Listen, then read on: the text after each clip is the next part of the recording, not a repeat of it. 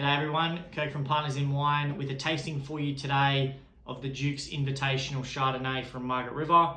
I'm going to have a bit of a smell now while I show you the label because it's such a stunning label.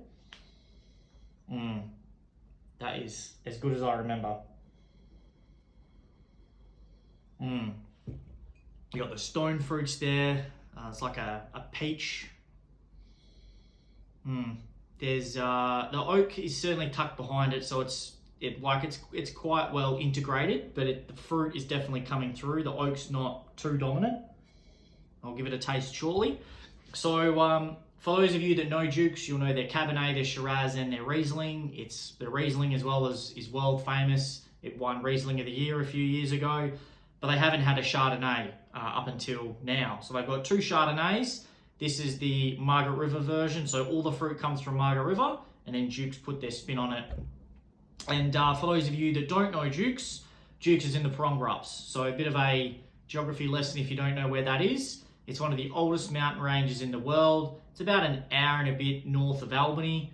It's nestled pretty close by. It's about, I'm going to say 50 k's, I'll stand corrected, from the Stirling Ranges, which is one of the youngest mountain ranges in the world.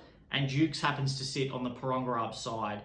Their cellar door is absolutely stunning. It has beautiful views of the Paronga Ups, and it's about time I give this a taste.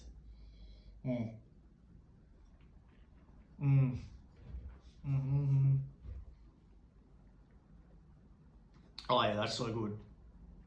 So a bit of a tip, the reason I swirl it around the mouth so much and rather just swallow it, as I want to try and get as many taste receptors as I can. The more you swirl it around, I know you look like a bit of a wine wanker, but you actually pick up more flavors. That's the whole purpose. It's not to look like an idiot, it's actually to pick up more flavors.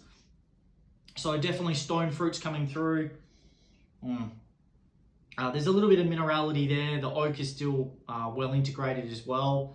And there's sort of some other nut, maybe like maybe a soft cashew sort of a nut as well. I'm going to enjoy drinking this later. So for those of you that love their Chardonnay, I would definitely give this a whirl. You will not be disappointed. And one last Chardonnay tip for those that aren't massive fans of Chardonnay. I promise you, if you serve a Chardonnay at the correct temperature, it will change how you view Chardonnay.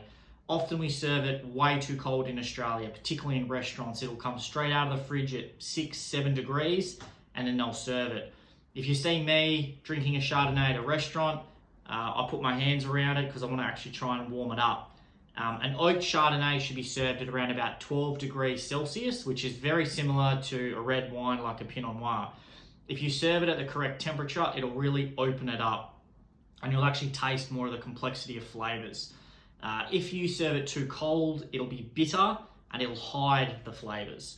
If you have an unoaked Chardonnay and you just get the fruit, you can still serve that cool, maybe around about 8 to 10 degrees. So if you keep them in the fridge, just take them out and experiment. So let it sit, let it warm up. Certainly not warm, but just take it off chill. And I promise you that you actually might start liking Chardonnay if you serve it at the right temperature.